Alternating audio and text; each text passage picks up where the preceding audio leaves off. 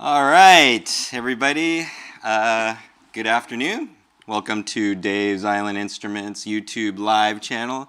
I'm excited today. We have another episode of beginner handpan class today, and we got the awesome David Beery online, going to share with you a little bit more about the handpan. So I've introduced him before, and honestly, this gentleman needs no introduction. He's one of the top handpan players in the world, and he's one of the handpan makers in the world, and also he's a great player, teacher, musician, amazing person. So let's give it up for David Beery. Yay! Hi, David. How you doing? I'm great. Hi, Daniel. Yeah. Being socially distanced, you're at the shop today. That's right. I'm at home, and we're glad we have the technology to actually do this for our clients. Absolutely. So, yeah. Thanks so much for facilitating.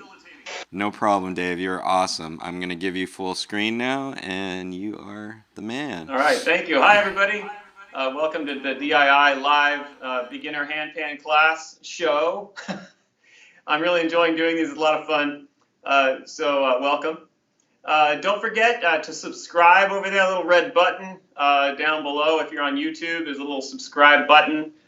Click that subscribe button and become one of our subscribers so that you can be notified of when we are doing these live shows. And whenever we post a new video, we frequently post videos of what we're doing in the shop and new promos and that sort of thing, so you're always aware of what's going on with us here at DII. Also, there's like a little bell next to the subscribe button. If you click that bell, you can manage your notifications. So if you want to be notified with a little notification that drops down, click that bell. You can choose that option. Otherwise, you can choose some other options as well. All right, so I just want to let you guys know right up front, we still have our store here in Lakewood, California, and this is what we're doing right now live is replacing what we used to do in person at the store. We used to have people come to the store at 1 p.m. on every other Saturday, and we would offer this free handpan class for people that were interested in that sort of thing. So we are still under the COVID-19 restrictions, but we do offer curbside appointments, which means like pickups and drop-offs, that sort of thing. So if you have an instrument that needs to get tuned, you can drop it off, make an appointment with us. You go to our website, www.davesislandinstruments.com/appointments, and you can make an appointment to meet us here for a drop-off or a pickup. If you want to buy something, you can also pick it up here from us curbside. Unfortunately, the room we have is a little bit small, so we're still not having people come in.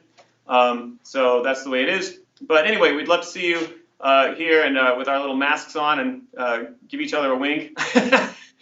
Anyway, that'd be a lot of fun. So hopefully you can come on by and pick something up or drop it off, whatever you need to do. We have rental handpans available, so a lot of people don't realize that we have rental handpans available. So that's something that you might, if you wanted to purchase one online, not purchase, but rent one online, you can come pick it up from us, and then when you're done, you can drop it back off, that sort of thing. So that's a really great thing that we offer. Also coming up on May 30th, we're going to have a co-live show, a collaboration with Miguel Medina of Singing Tree Flutes. He plays and makes native flutes. And he's a wonderful person, and he's also been selling handpans for us for about over a year, maybe 2 years now, out of his store up in, I believe it's Oregon. Sorry, Miguel, I forgot what state you live in. Anyway, but he's a great guy, really beautiful native flute player, and we're going to do like a little collaboration on May 30th at 1 p.m. So make sure you register for that event. You can go to our website, davesislandinstruments.com/events, and find that and register for it so we know you're coming. It's going to be really great. We're going to have a little opportunity where we're going to be talking back and forth, kind of like Daniel and I just did at the beginning of this video, a little interview style. And then we're going to have also a performance of he and I playing some music together. So that'll be a lot of fun. The handpan and the native flute go together hand in hand. They're just absolutely gorgeous when played together. So I hope you get to the event and check it out. All right, moving on. I'm David Beery. I'm going to give you a short bio. For instance, when people come into the store, sometimes they register and they come to the store, but they still don't really know who or where, who or what we do and our history. So just real quickly, I grew up here in the Los Angeles area and was a drummer when I was a kid. When I went to college, I got involved with the steel drum band program in 1989. And then about 1991, I started dabbling and learning how to make steel drums, the Caribbean instrument from Trinidad and Tobago. And steel drums were my absolute passion for like 20 years. And I was making them and tuning them and teaching over at various high schools and local places, selling them to universities and schools and individuals for years and years and years. And while I was doing that, people in the early 2000s started asking, "Hey, Dave, have you seen this new upside down steel drum? It fits in your lap. It's really cool. You should check it out." So I thought, oh, that's interesting. And then after a few more people asked me, I finally decided to, well, somebody finally said, "Hey, you got to make one, got to make one." So I said, okay. So I made one. And when I put it in my lap, I realized, oh, now I understand why it's so popular. It's a real personal instrument. It feels great in your lap. You can touch it and feel it and hug it. So that's what got me inspired to start making these handpans somewhere around 2009, 2010. And I've been doing that. And now handpans are now our main instrument that we make from DII, which is Dave's Island Instruments. And so that's a little bit about my history with handpans and how I got started. So I've been doing this for a good 25, almost 30 years coming up. So it'll be pretty crazy that I've been tuning instruments for 30 years. But that's a little bit of my history. Now we're going to get back to our little show here about the interactions we have with customers and people online. So sometimes subscribers will comment on our videos when we have our little live shows like this. And it's always nice to read the comments later. Sometimes they have questions. Sometimes they just have fun little comments. So I'm going to read a few of those. So last time on various videos, Mario commented, "Thanks for explaining the pitch bend." So the last 2 weeks ago on this live class, I explained how to do a pitch bend. Get that little bending sound out of the ding note. So if you're interested in learning how to do that, take a look at the previous episode from last time. And you're welcome, Mario, and I hope you're going to have fun with that. Andrea said, "Do you have fifth and octave tuned on the ding?" So yes, all of our handpans are tuned with various octaves and fifths and different harmonics and that sort of thing. Sometimes people are interested in how they're tuned. So I do use hammers to tune all of the instruments here. I personally tune all of the handpans that we sell out of Dave's Island Instruments, or DII. And each one of these notes is tuned with specific harmonics. So when she's talking about an octave and a fifth, let me just explain real quickly. Each one of these notes kind of is like a little bit of a oval shape. So you can see this has an oval shape here. And in the middle part, if you hit it right in the middle, that produces what you just call like the fundamental pitch, or just the sound that you're hearing is just the normal tone, like this would be a D. So you're hearing a D. Now in the length of the note here is tuned an octave. So the octave give it this brighter sound. And then through the middle here, through the width of the note, we tune a fifth harmonic. So in music, you can count the letter names going up. So if you went D, E, F, G, A, D, E, F, G, A, 5 notes, 1, 2, 3, 4, 5, right? The fifth note that comes up in that scale is an A. So an octave would be 1, 2, 3, 4, 5, 6, 7, 8, which would be D, E, F, G, A, B, flat, C, D. It goes back to D. So the octave is 8 notes up above the fundamental, and the fifth is 5 notes up above from the D. So now we have an A going through here. So this note, just the one note here, actually has 3 frequencies that are producing sound. So it's got the fundamental pitch, it's got the octave, and then it's got the fifth. So that kind of gives the handpan a dreamy sound, and that's why people are so attracted to it. It's not just a random pitch that's just tuned by banging it out randomly. All of this stuff is pre-organized, and it takes years to learn and understand. So anyway, that's, yes, long story short, yes, the ding and all of the notes have a fifth and octave tuned to them, and that's how we tune them. Story and Soundscape had a comment. Their comment was, "How does the dual side impact the ability to use a stand?" So I've got a little bit something to share with you today. This handpan is a little bit different than others that I've used before. His comment actually came, or I'm not sure whose story in Soundscape is, he or her, but this handpan here looks normal on top, but on the bottom, you see it's got these tongues.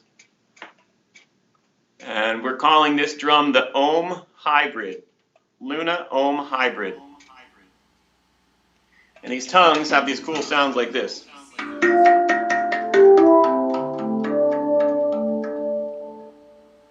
So it creates a really fascinating sound. Check out the video that we posted just earlier this week talking about the Ohm and the Ohm Hybrid, and take a look to see how it works. I did a whole explanation of how it works.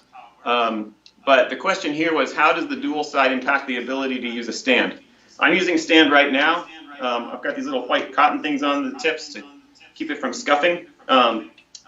And it also has rubber in there, just underneath there, to keep it so the vibrations act properly. But that's just kind of typical.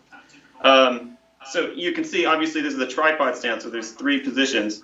Each one of these just needs to be positioned away from the notes. So on the bottom, where the tongues are, that should be no problem at all, because the tongues are kind of towards the center, and the stand legs are farther out.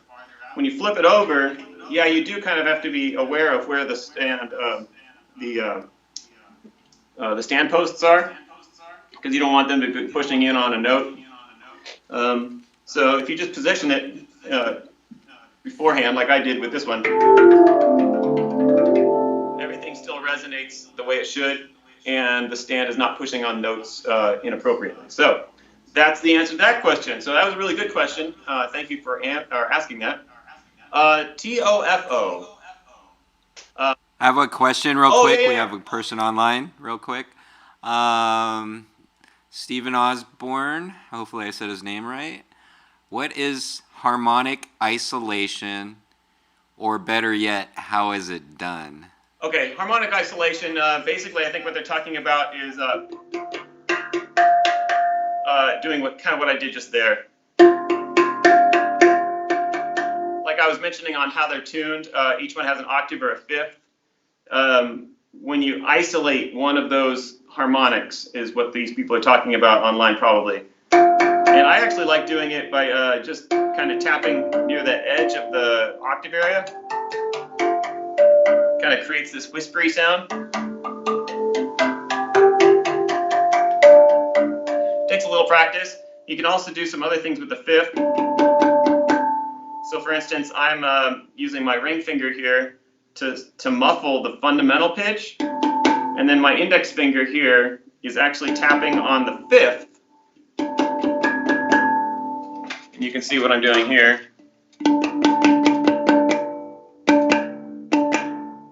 You hear that pitch coming up? La la la la.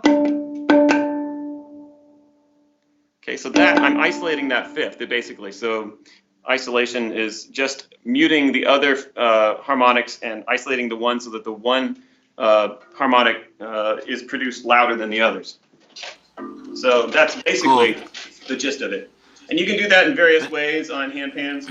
I was talking about the pitch bend earlier, and on the pitch bend, you are basically, by touching here and muting the fundamental and the octave and exciting the fifth, and then by pushing down and letting go, you're bending that, which creates a pitch bend. So you're isolating the fifth and then bending the fifth at the same time. So that's actually kind of 2 things all at the same time.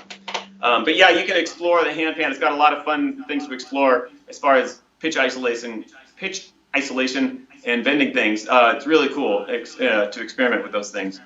Finally, we have a funny little comment here from TOFO. They said after we produced one of the videos, I think it was for the Ohm Hybrid, they said, and this is a D minor handpan, by the way, D minor scale. It's tuned to the sunset scale, also called Celtic minor.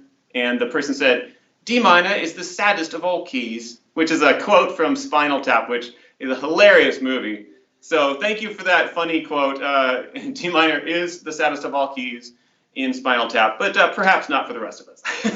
It is a fun scale to play. We really love it here. It's got all sorts of things to offer, and it's not always sad. It can be happy too.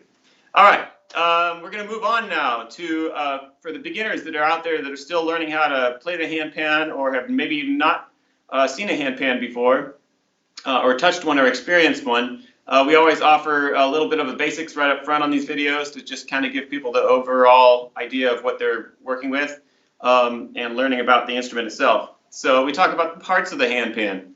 Seems basic for a lot of people out there, but for some people that have never experienced one, they don't even know the names of the parts. So let me just explain the parts of the instrument real quick. So here, the note in the middle, it's called the ding, D-I-N-G, the ding note. The notes that surround the rim of the instrument, or the perimeter, these are called tone field notes. I sometimes just call them notes. Some people call them tone fields, so we call them tone field notes.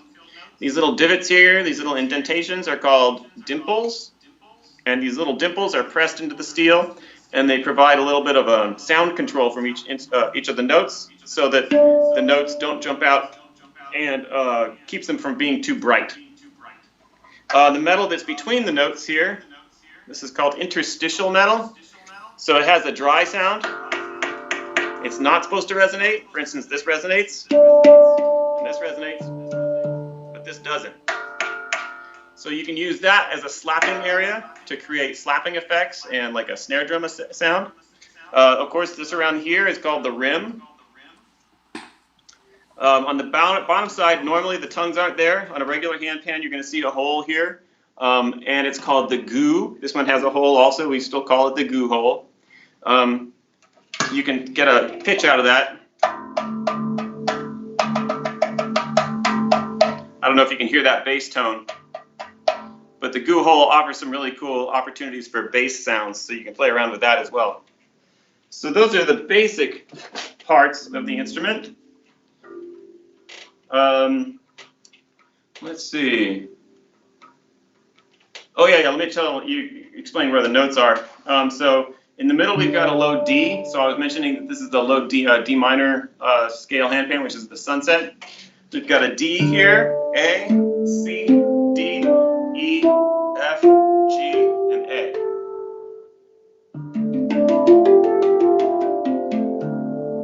So it's got a really lovely sound. If it was a piano, the only thing that would be missing out of this scale would be a B flat. This does not have a B flat on it. So it kind of gives it this interesting sound where you're always interested in what's happening next with this scale. Taking out the B flat kind of gives it this dreamy sound that maybe just a full scale might not have that dreamy sound. So it's a great scale. Sometimes instead of calling them by letter names like D, E, F, G, or whatever, we use numbers. So we start with 1 in the middle, and some handpan players and teachers teach differently. Sometimes they don't call the ding a number. We've chosen to call this a number just to call it straight from the top to the bottom, from low to high. So 1, 2, 3, 4, 5, 6, 7, 8. So there's 8 tone fields on this instrument, including the ding. So we just call it an 8-note handpan. 1, 2, 3, 4, 5, 6, 7, 8. There are other handpans that have more than that. There might be another one up top, which in case if there's another one up top, it would be 1, 2, 3, 4, 5, 6, 7, 8, 9. 9-note handpan. There's other handpans that have notes underneath. We recently came out with our Luna Clarity 11, which has 11 notes. It would have 1, 2, 3, 4, 5, 6, 7, 8, and then 3 on the bottom, 9, 10, 11. So yeah, the numbers are sometimes different from maker to maker. People call them differently here and there, but that's how we do it here at DII. And those are the basic parts of the handpan. All right, another thing that a lot of people have questions about when they first buy one or first get one is how do you produce the sound? How do you create the tone out of these notes? You can see me playing this note, and it just kind of miraculously makes a sound.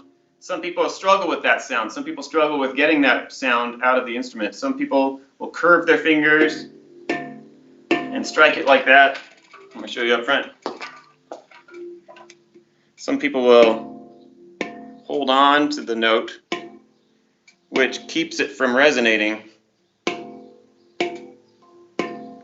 So what you want to do is you want to come off of the note, either suddenly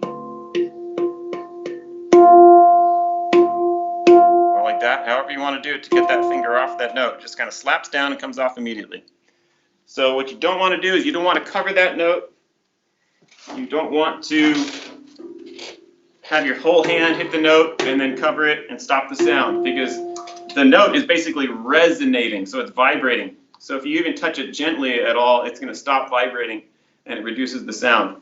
So one of the things that we've done here, we had a customer, his name was also David, and he said, hey Dave, check this out. It's a service bell that you see at like hotels and motels and that sort of thing at the service desk. And it's a really good way of getting people to understand how to hit the handpan note. So what you want to do is hit the service bell, and when the service bell rings, and it has a long duration of sound following it, that's the appropriate way to hit the handpan note. Now, if you strike the bell and leave your finger on it, the bell gets muted, like that. So what you want to do is hit it and come off. Hit it and come off. So I hope that makes sense. Those are the basics of how to hit the handpan notes. Some people will use their index fingers, some people like to use their middle fingers, some people use their thumbs. So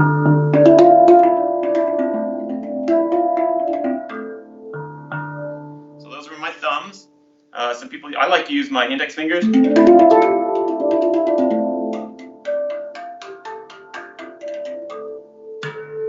can use your middle finger.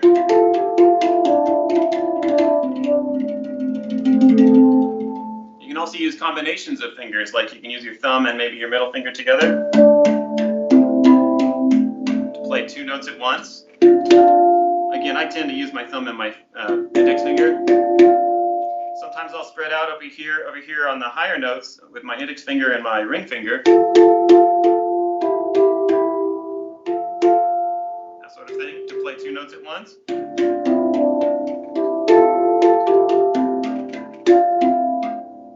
So getting that sound can be a little bit frustrating up front. What you need to do is just make sure you're breathing while you're learning. Relax and just do your best to bounce off that note. One thing I'll never forget, one customer came in and she was struggling with getting the sound. She was kind of covering it up with that angled finger or the curved finger a little bit.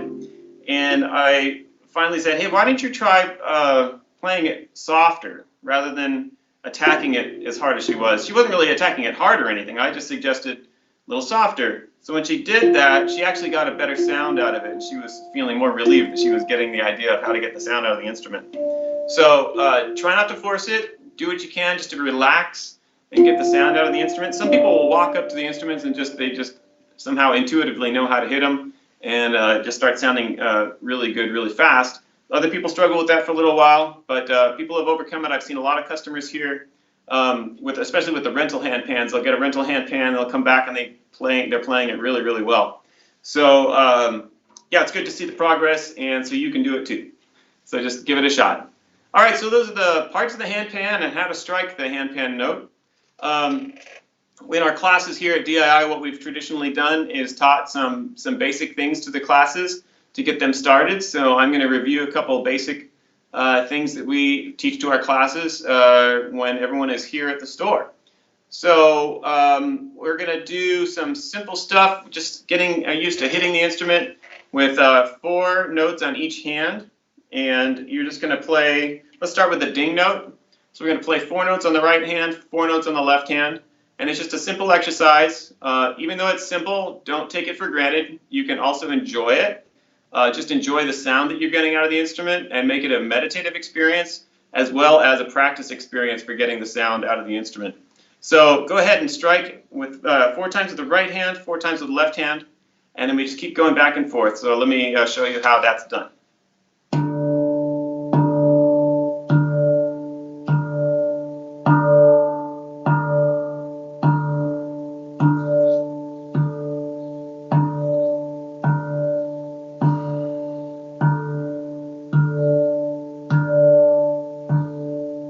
So you see I'm just going back and forth, just getting a nice sound out of it.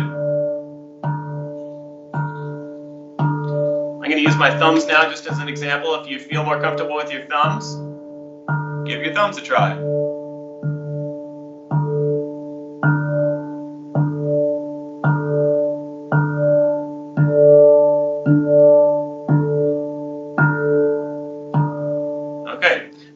we're just going back and forth on the ding note to kind of get an idea of how to create that sound. You might want to split it up a little bit and use your right hand on the right hand side, which is the D, or whichever note you want to call it. 1, 2, 3, 4, number 4. 1, 2, 3, 4, 5 is on the left, so you'd have note 4 and 5. The right hand would play this one over here, the D, and the left hand would play the E. So you're going to do the exact same exercise, except you're going to split it up on different notes now, and they're a little bit smaller, which might create a little bit more difficulty with getting the sound and the tone that you want. But that's the whole point of the exercise, is to practice that. So let's try that.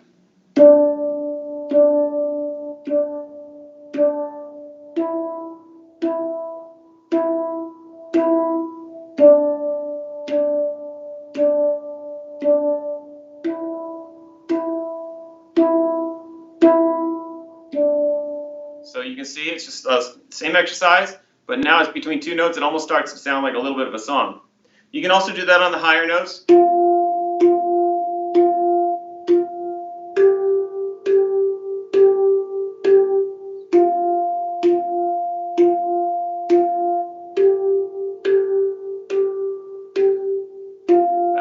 Back and forth until you feel comfortable. The notes that are back here, by the way, I didn't talk about orientation. The orientation of the handpan, you can see, has the big note in the middle, the ding note, and then it has the larger notes, which are about the size of your hand, and then there's some smaller notes, which are about the size of half of your hand, like maybe your fingers. So you're going to have the larger notes toward your body. In this case, since we have 8 notes, 1, 2, 3, 4, 5, 6, 7, 8, the 8th note on top is going to be at the 12 o'clock position. If you're looking at it like this, like a clock, it's going to be over there at the 12 o'clock position. The other notes down here, the 2 lower notes, are going to be at the 5:30 and the 6:30 position. So the A and the C are splitting, kind of like right, the space between those 2 notes, the little part here between the notes, the interstitial metal, is going to go right towards the center of your body. And when you're playing these notes, sometimes it can be a little bit weird because your hand starts to be on an angle like this because the notes are at an odd spot. So sometimes on a stand, I will actually lift the stand up a little bit like this, or to lift the drum up and tilt it a little bit so that those notes allow my arm to be more flat when I play, rather than at a steep angle like this. So that sometimes helps me produce the sounds out of those notes there and get a more even sound. If you're sitting with it in your lap, you could do the same thing. You just kind of angle the drum upwards a little bit. When it's angled towards, when it's angled upwards like this, these are actually easy to hit as also. Also, you can see my wrist is fairly straight there. So you're just kind of like looking for that straight wrist. You don't want to have any sharp angles that create problems. So you can do that exercise 1, 2, 3, 4 on the A and C as well. 1, 2, 3, 4. 1, 2, 3, 4. You can see there I was doing it kind of fast. You can take it slow at first, obviously. Make it more like a clock on the wall, the ticking of a clock. You can use that like a metronome and give yourself a pulse. Click, click, click, click. 1, 2, 3, 4. 1, 2, 3, 4. So go ahead and use the clock on the wall, the ticking seconds, the second hand of the clock, as a reference for tempo, so that you have something to keep yourself locked in so that you don't go too fast and don't slow down too much. Typically, people go faster. They start out slow and then they go faster, faster, faster until they can't go any faster anymore, and then they get frustrated. So that's why it's a good idea to use a metronome or the clock to kind of keep you in time, so you don't speed up and get frustrated. All right, so that's a little bit about how to get started with playing the notes on the instrument. Another thing you might want to learn how to do is playing a scale from the low note to the high note and back. So the low note, like we talked about before, is the ding, and we counted them 1, 2, 3, 4, 5, 6, 7, 8. The notes are D, A, C, D, E, F, G, A. So I always start with my left hand on this instrument. If I start with my right hand, what happens is my hands start to get confused as where to go. If you start on your left hand, it's always going to be alternating left, right, always back and forth. So watch this. Left, right, left, right, left, right, left, right. So you see how that worked? So if I started on my left hand,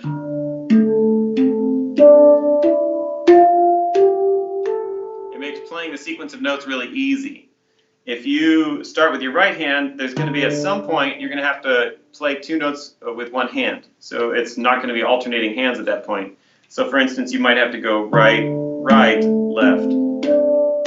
After that it might be alternating, but up front there's a right, right. Or if you start with right and then you go to left hand here and you go to your right hand here, and now you're crossing your hands over, and that's not comfortable.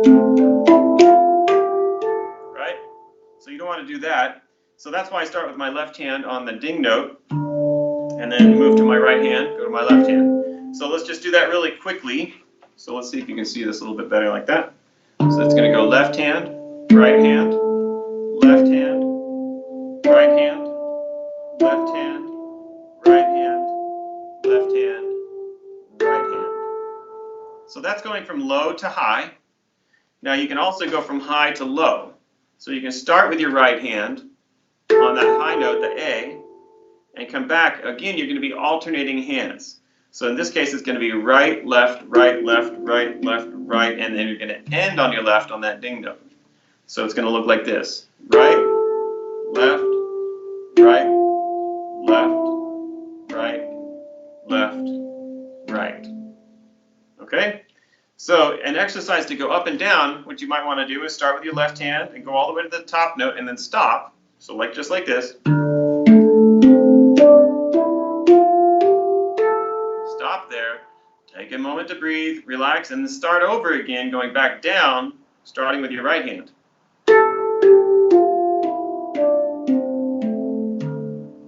Okay, and I'm playing it quickly right now just for as an example. But once again, starting with your left hand, left, right, left, right, left, right, left, right. And then starting again, right, left, right, left, right, left, right, left. So that's basically an easy way to get started with the scale of the handpan. Once you get familiar with that, you can do a couple other fun things. You can just start playing other fun stuff, creating your own melodies. So right now I'm just doing left, right, left, right, left, right, left, right, left, right, alternating back and forth like we just practiced. But I'm stopping here and I'm starting over here. Starting over. Starting over. Starting over. Then you can add another note. 1, 2, 3, 4, 5. 1, 2, 3, 4, 5. 1, 2, 3, 4, 5. Or you could start up top and make something starting from the top. Let's say you have 1, 2, 3. 1, 2, 3. 1, 2, 3. 1, 2, 3, 4, 5. 1, 2, 3, 4, 5. 1, 2, 3. 1, 2, 3. 1, 2, 3, 4, 5. 1, 2, 3, 4, 5. So it's a great instrument. You can get started making music with just some simple ideas based off of that initial exercise that we practiced. So there's some other things you can do with handpan too. Like I mentioned earlier about playing notes together. Sometimes you play them together with the same hand. Sometimes you can play them together with two hands. So in this case, I'm going to use my index fingers and I'm going to play these two notes, the F and the A. In music, when you play two notes together like this, it's called a chord. Frequently, people think about three-note chords. So in this case, I'm playing two notes with the right hand and one note with my left hand. So now I have three notes being played at the same time. I can get a three-note chord, but you can also have a two-note chord.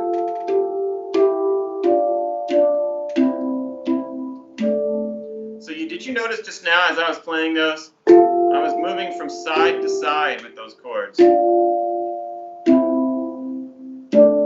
lot of times beginners, when they start playing it, they walk up and they start playing both hands together on opposite sides of the instrument, and it doesn't always sound super appealing.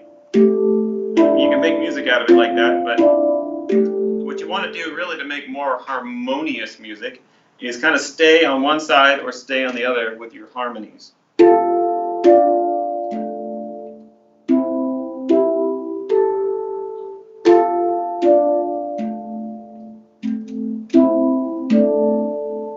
keeping my hands together. Usually the neighboring note on either side is going to make some kind of harmony. So like here the E goes to the G. You don't even need to know what the note names are, really. You just need to know that they're neighbors on the left-hand side of the drum.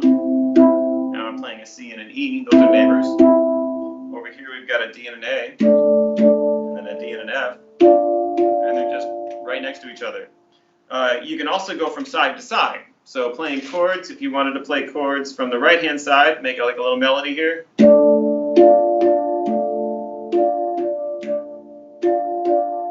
the same thing, but on the other side.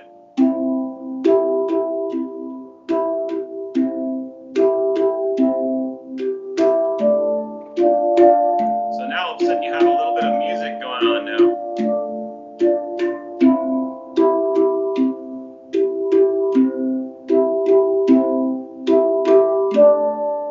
So that's one cool thing about the handpan. You can just move from one side of the instrument to the other side of the instrument and start making up some melodies just like that. It's really cool. All right, we've done the single hits. We've done scaling up and down. We've done some chords. I want to do a little bit of a rhythm exercise with you. It's called the Austin Funk, and we always show this one to pretty much every one of our handpan classes here. It's really easy, and it gives you an idea of how to use the interstitial metal as a rhythm instrument. You're going to use the ding note as the bass drum. Pretend like it's a bass drum on a drum set, you know, like a rock band. And this is going to be pretending, you're going to pretend this is the snare drum in a drum set. So it's going to have a bass and a snare sound, a low and a high sound. So the only trick is, over here, to get that snapping sound, the snare drum sound, I'm leaving my finger on the metal. So instead of coming off the metal like this, for the regular note, I'm actually leaving my finger on the metal. You don't absolutely have to do that. You can come off. But typically, it gets a nice snappy and punchy sound when you leave your finger on it and kind of dig in a little bit. There's different areas you can do that. You can do it farther towards the edge. See these little triangle areas? Like a little triangle area here, triangle area there. Right between the notes, sometimes it doesn't work as well because it picks up some of the harmonics of those notes. So in the little triangle areas between the notes are usually the best to create these snapping sounds, snare drum sounds. So it's going to be, let me just show you what the Austin Funk sounds like, and then we'll break it down.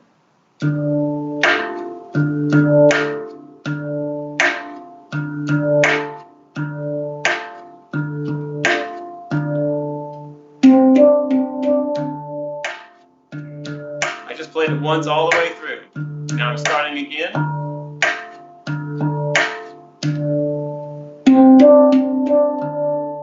So you heard me play it twice there. So the way it's going to work is your left hand starts on the ding note, followed by your right hand. 1,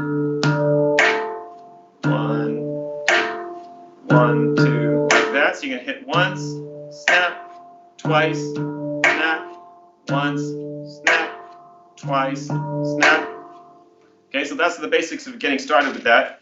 Let's just practice that real quick. So left, right, left, left, right, left, right, left, left, right, left, right, left, left, right, and then stop on your left. You're going to play that sequence, I think, 4, not a complete 4 times. You're going to stop on number 4. So if we count it like this, you're going to stop on the number 4. 1, 2, 3, and stop on number 4. Okay, and once again, so that little repeating pattern is going to go 4 times. You're going to stop on 4 on the left hand. Ready, play. 1, 2, 3, stop on 4. Okay, so when you stop on 4, I want you to stop and then put your hands in the air. Okay, because the next part, I want you to get away from your instrument, just relax for a second and prepare for the next part. So it's going to look like this.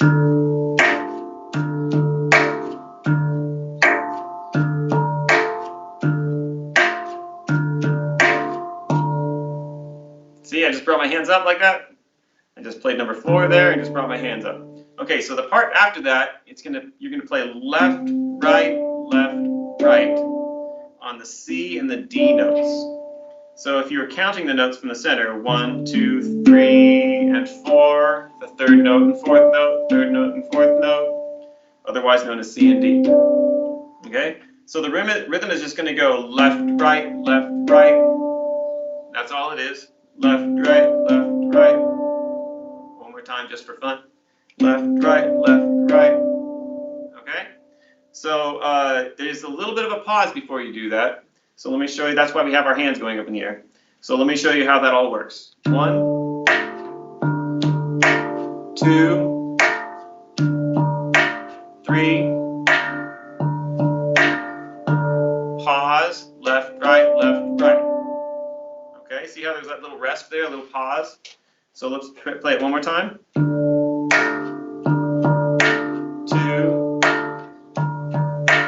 3. Stop, pause, left, right, okay?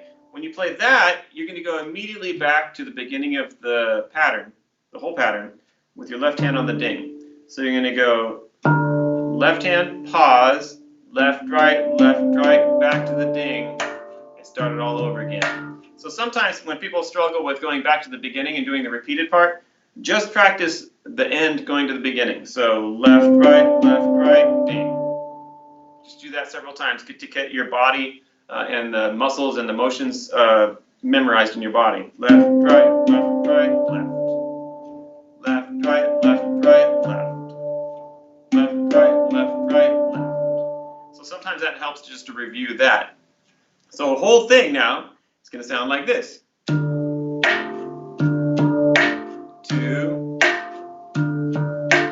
3, 4, pause, left, right, begin again. 2, 3, pause, left, right. After you get the pause down, you don't need to lift your hands anymore. You can just pause like this. Left, right.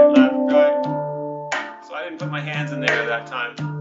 You also notice that I'm talking over this right now. You see I'm playing and talking at the same time. It's a really great exercise to learn how to do that. So if you want to get started with talking or singing and playing, you can do something like this and practice just talking with your friends or your family while you're playing, so that when it comes to performance time, you can do it more easily. I always imagine that I'm in a coffee shop right now, playing my first gig in a coffee shop. Everybody loves this story because I tell it over and over again. You can talk to the people walking in the door and you can ask them for tips. So that's the whole reason we're playing this, so you can make some tips from your friends. All right, so there you go. That's the Austin Funk. I usually end it like that and just like let the sound go. It's a lot of fun. All right, so that's the Austin Funk. If you have any final questions for us, if anybody's watching right now, please feel free to throw a comment at us. I'm happy to answer any comments or questions that you might have. While you're making your comments, I'm going to do just a quick lesson on a thing I call spirals. It's one of my new favorite little things to play on the handpan. It's just a relaxing spiral motion with my hands, and it's not too difficult, and it's fun. So it sounds like this.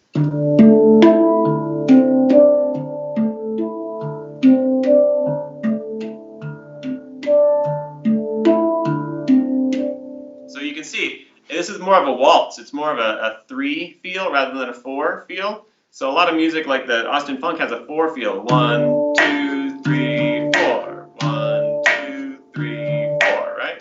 The spirals has more of a 3 feel. 1, 2, 3, 1, 2, 3, 1, 2, 3, 1, 2, 3. In music, they call that a meter. What meter are you in?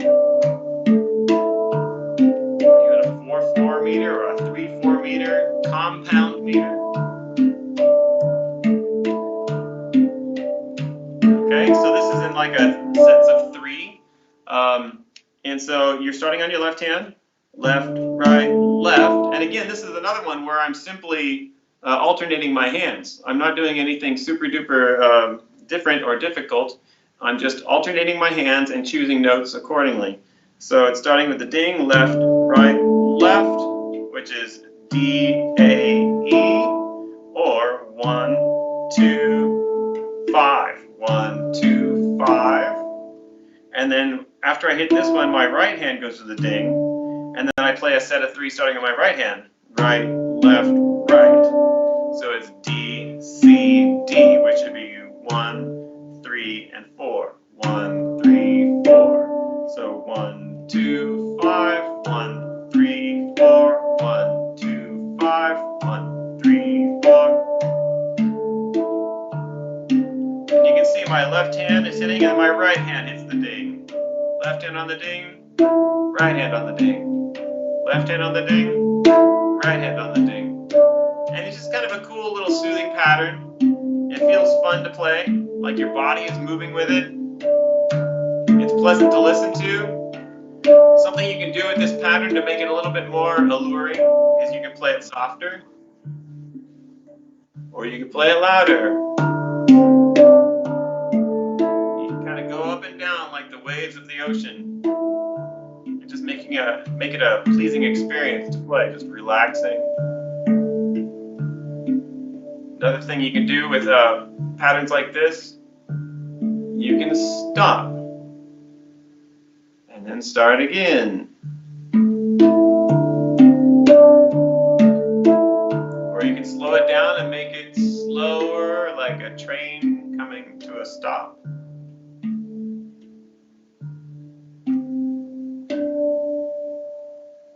So you can take a simple pattern and make it musical by adding a few elements like tempo, changing the tempo, slow or fast, or you can change the volume, soft or loud. So I hope you enjoyed all of those little lessons today. I don't know if any questions came in. Daniel, any questions? Yet, Dave. Okay. You're awesome. Cool. All right, well, that's our lesson for today. I want to remind you guys that the store is open if you want to go the store is open for curbside appointments. We do drop-offs and pickups. And don't forget to go to our website to register for our May 30th live class with Miguel Medina. He's going to be playing the native flute. We're going to do a fun little interview together. And then we're going to be having a performance of us performing together on handpan and native flute. They work really well together. I'm sure you're going to love it. So please check those out on our website, davesislandinstruments.com/events. And if you need to make an appointment with us, davesislandinstruments.com/appointments. So thanks again for tuning in. Daniel, is there anything else we need to talk about? No, I think we're good, Dave. Awesome class today. Thanks for being with us, and we will be back in a couple weeks actually, and next weekend we have our ukulele class, our Saturday class, and I think that's about it. That's right. We Right got the now. ukulele class. Daniel leads the ukulele class next Saturday at 1:00 p.m. So if you have a ukulele at home, say you have a handpan, but you have a ukulele also, don't forget to tune into his class. He's awesome. He teaches, and people love him. A lot of fun. So check that out. Yeah, good times. And we are open. I know we've been doing curbside pickup, stuff like that. We have handpans, ukuleles, and ukulele accessories. So if you guys need anything, we are here for you in these crazy times, and I believe music will get us through. What do you think, Dave? Absolutely. Absolutely. All right, Dave. Thank you very much. And it was great having you. And everybody have a great day. Awesome. Yep. Thank you, Daniel. All right. Have a good day, everybody. Bye. Thank you. Go ahead.